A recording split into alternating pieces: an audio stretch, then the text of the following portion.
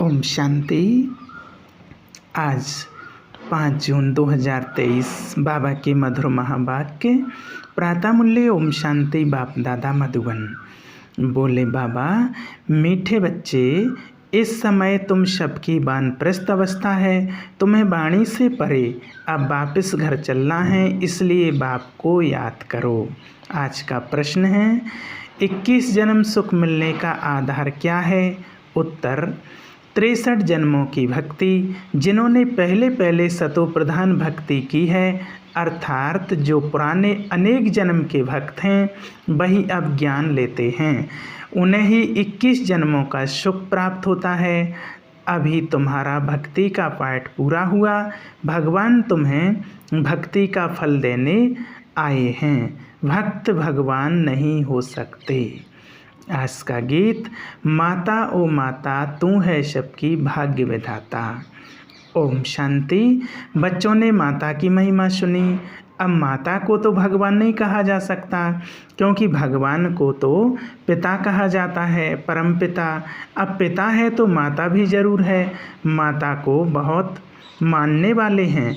माता है तो पिता भी है। माता अपने को भगवान कह ना सके, यह पॉइंट धारण करने की है। जगदम्बा की कितनी महिमा है। ऐसे नहीं कहेंगे कि भगवान बाप सर्वव्यापी है। नहीं, जब माता पिता कहा जाता है तो बच्चे भी हैं। अगर सर्वव्यापी है फिर तो सब भगवान हैं, फिर तो भगवती भी हो नहीं सकती। सर्वव्यापी के ज्ञान में भगवती तो रही नहीं। सभी भगवान हैं तो आत्मा ही पिता हो गई, माता तो रही नहीं। यह बड़ी अच्छी समझने की बात है। तुम जानते हो, कोई भी आत्मा अपने को भगवान कह नहीं सकती। भक्त कहें हम भगवान हैं तो फिर माता सिद्ध हो नहीं सकती। और फिर भक्त तो पुनर्जन्म लेते हैं, भगवान तो पुनर्जन्म ले नहीं सकता। ऐसे तो नहीं, भगवान को अपना शरीर है। तो इस सर्वव्यापी की बात पर अच्छी रीति समझाना है। भक्तों के लिए भगवान चाहिए ना। अनेक भक्त हैं, ब्रदर्स और सिस्टर्स सभी भक्त हैं। आत्मा कहती है इस समय मैं भक्ति कल्ट में हूँ। फिर आत्मा कहेगी अब मुझे बाप मिला है तो मैं ज्ञान में हूँ। आत्मा ही ज्ञान सुनती है। भक्त तो पुनर्जन्म लेते हैं, भगवान तो पुनर्जन्म ले नहीं सकते। यह इनका शरीर नहीं है। यह तो सभी जानते हैं। 5 तत्वों का शरीर लेकर भगवान को जन्म नहीं लेना है, वह तो पर काया प्रवेश करते हैं। यह ब्रह्मा विष्णु शंकर भी सूक्ष्म वतनवासी हैं। तो हर एक बात अच्छी रीति बुद्धि में बिठानी है। आत्मा कहती है मैं एक पुराना शरीर छोड़ दूसरे में प्रवेश करती हूँ। पुराना शरीर छोटा है व बड़ा है, एक छोड़ दूसरा लेती हूँ। यहाँ तो अचानक भी छोटे व बड़े का शरीर छूट जाता है, परंतु वहाँ तो पूरी आयु होने पर समझते हैं अब पुराना शरीर छोड़ नया लेना है। तो यह ज्ञान आत्मा में है ना। आत्मा पुनर्जन्म लेती है, परमात्मा के लिए तो नहीं कहेंगे। ब्रह्मा विष्णु शंकर को भी परमात्मा नहीं कहेंगे, वे भी सूक्ष्म वतनवासी हैं। बाबा तो मूल वतनवासी हैं और कोई नहीं समझते कि परमात्मा मूल वतन निर्वाण धाम में रहने वाले हैं। निर्वाण धाम अर्थात वह वाणी से परे धाम है, इसलिए वानप्रस्थ नाम पड़ा है। वाणी से परे अवस्था में जाने के लिए 60 वर्ष की उम्र के बाद जब बूढ़े होते हैं तो वानप्रस्थ लेते हैं। यहाँ तो तुम छोटे बड़े सब समझते हो कि हम वानप्रस्थी हैं। आत्मा कहती है मुझे वाणी से परे स्थान में जाना है। आत्मा को मेल कहा जाता है। जब शरीर में आती है तब आत्मा कहती है इस समय मुझे मेल अथवा फीमेल का तन मिला है। तो आत्मा को अब वानप्रस्थ में जाने का पुरुषार्थ करना है। आत्मा को मेल कहा जाता है। माताएं कभी वानप्रस्थ नहीं लेती, परंतु यहाँ बाप समझाते हैं आत्मा तो मेल है। तुम सभी आत्माओं की वानप्रस्थ अवस्था है। अब सबको वापस जाना है। मैं तुम सबको वापस ले जाने के लिए आया हूँ, इसलिए अब मुझे याद करो तो मेरे धाम में आ जाएंगे। यह कोई मनुष्य कह ना सके। सुब्रीम रूय बाप ही कहते हैं, सन्यासी उदासी ऐसे बच्चे बच्चे के बात नहीं कर सकेंगे। बाप का ज्ञान किसमें है नहीं। पूछो भगवान कहाँ है तो कहेंगे सर्वव्यापी है। गोया भगवान का ज्ञान कोई में है नहीं, इसलिए भक्ति करते हैं भगवान से मिलने के लिए, परंतु कैसे और कब मिलेंगे यह किसको पता नहीं है। बाप कहते हैं, कोटों में कोई मुझे पहचानते हैं, मनुष्य तो सरसों मिसल अथाह हैं, इनमें कोई जो सिकिलदे हैं वही आकर मुझे पहचानेंगे और बाप से अपना वर्षा लेंगे। तुम समझा सकते हो कि इस समय सभी भक्त हैं, चाहते हैं कि हम भगवान से भक्ति का फल लेवें। अगर तुम सब भगवान हो तो फिर भक्त तो कोई हो ना सके। अगर तुम भगवान हो तो बाकी तुमको क्या चाहिए। भक्तों को फिर मिलना है भगवान से। अपने को भगवान कहना यह तो एक इंसल्ट है, इससे बड़ी इंसल्ट कोई होती नहीं। अल्लाह से तो हम वहिस्त का वर्षा लेना चाहते हैं। तुम कहते हो हम अल्लाह हैं, अब तुम ही जज करो। तुमको कोई कहे हम अल्लाह हैं, यह कैसे हो सकता। अल्लाह तो सबसे बड़ा है। यह बहुत समझने की बातें हैं। कभी भी कोई अपने को अल्लाह व भगवान कह न सकें। बाप सबका एक होगा ऐसे बहुत कहते हैं। परमात्मा सर्वव्यापी है। अरे तुम भगवान हो, हम तो नहीं मानते। हम तो भक्त हैं, आशिक हैं उस मासुक के।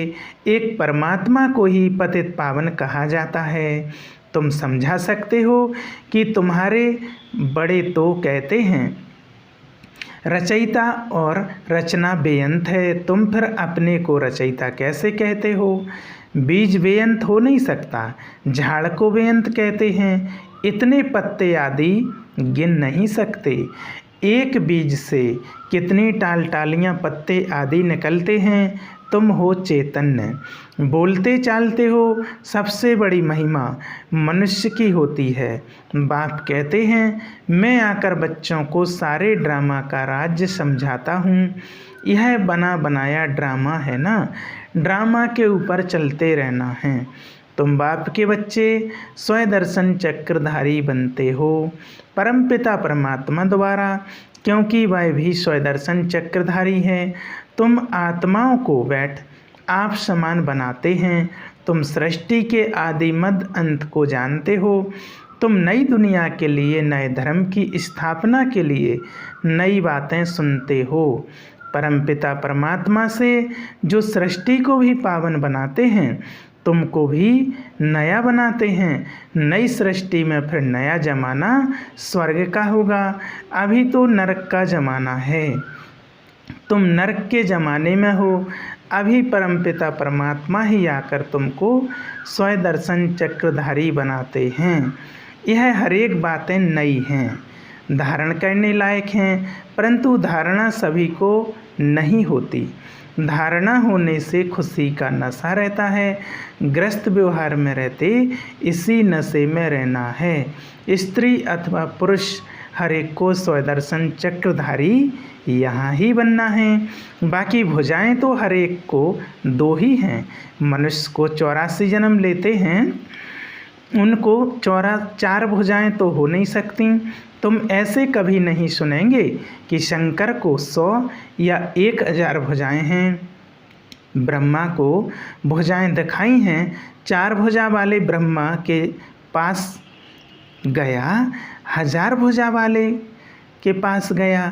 ब्रह्मा की संतान वृद्धि को पाते रहते हैं तो कितनी भुजाएं हो जाएंगी। प्रजापिता है ना, सृष्टि रची है तो बरोबर बाहें हैं। बाकी मनुष्य कोई 4-6 भुजा वाले होते नहीं। सूक्ष्म वतन में तो कुछ है नहीं। यह सब बाप बैठ समझाते हैं, कहते हैं इसने दादा ने भी बहुत शास्त्र पढ़े, गुरु किए हैं, वह है भक्ति मार्ग।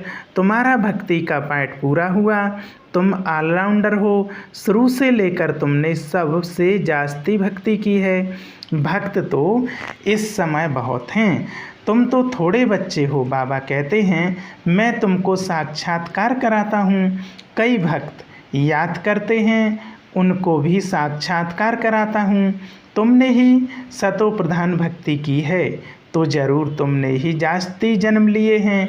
63 जन्म तुमने भक्ति की है, उसकी एवज 21 जन्म तुमको सुख मिलता है। कितनी समझने की बातें हैं, इसलिए नए जो आते हैं उनसे फार्म भरवाया जाता है। फार्म बड़ा अच्छा है। तुम्हारा गुरु कौन? गुरु किया तो ज़रूर भक्त ठहराना।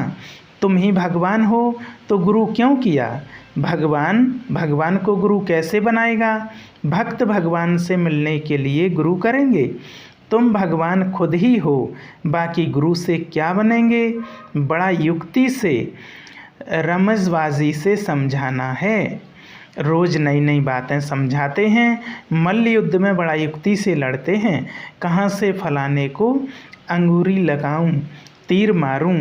मनुष्यों ने आदिदेव ब्रह्मा को महावीर कह मुझा दिया है।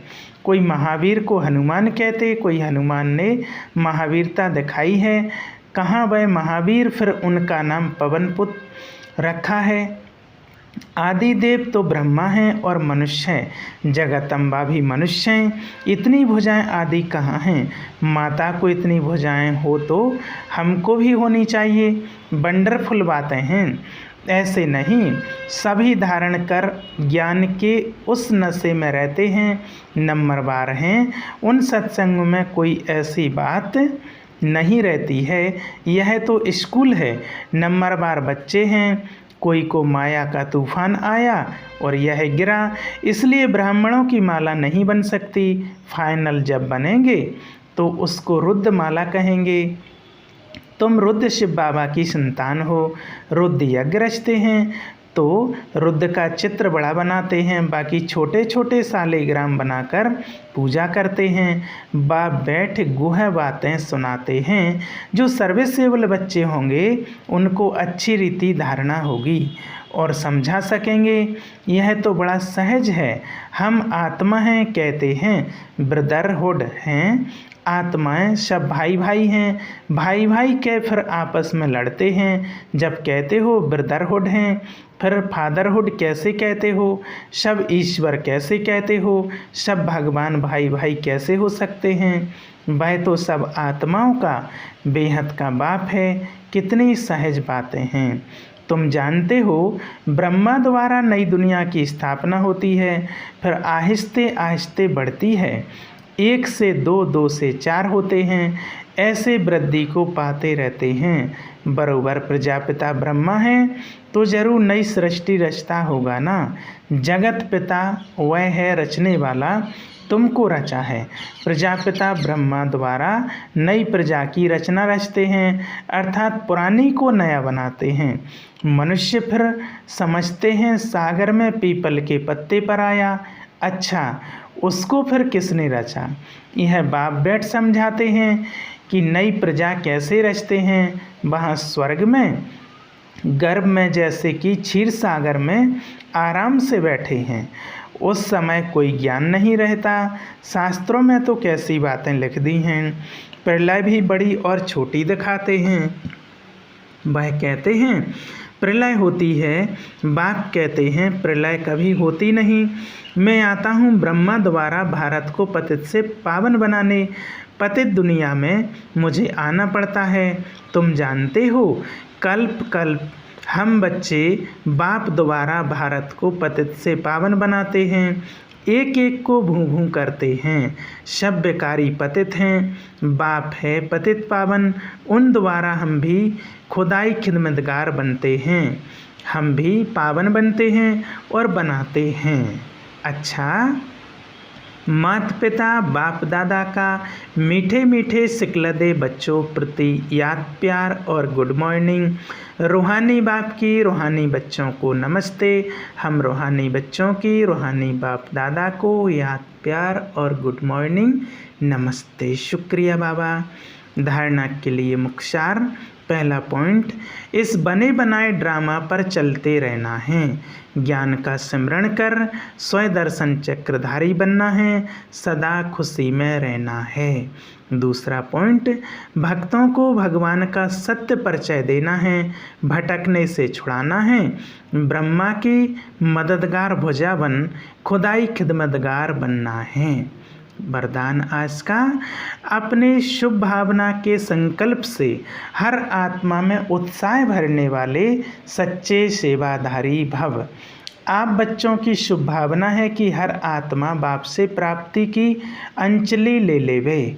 इसी शुभ भावना का फल उन आत्माओं को अनुभव करने का बल मिलता है। शुभ भावना के संकल्प में बहुत बड़ी शक्ति है जो चारों ओर के वातावरण को बदल देती है। तो सच्चे सेवाधारी वह हैं जो स्वयं भी उत्साह में रहते हैं और सेवा भी उत्साह से करते हैं और अन्य आत्माओं में भी बाप के परिचय द्वारा उत्साह भरते हैं। उत्साह ऐसी चीज़ है जो उसके आगे परिस्थिति कुछ भी नहीं है, वह वार करने के बजाय बलिहार हो जाती है। आज का स्लोगन, बाप दादा से अटूट प्यार हो तो ईश्वरीय मर्यादाओं पर चलना सहज अनुभव करेंगे। अच्छा, ओम शांति।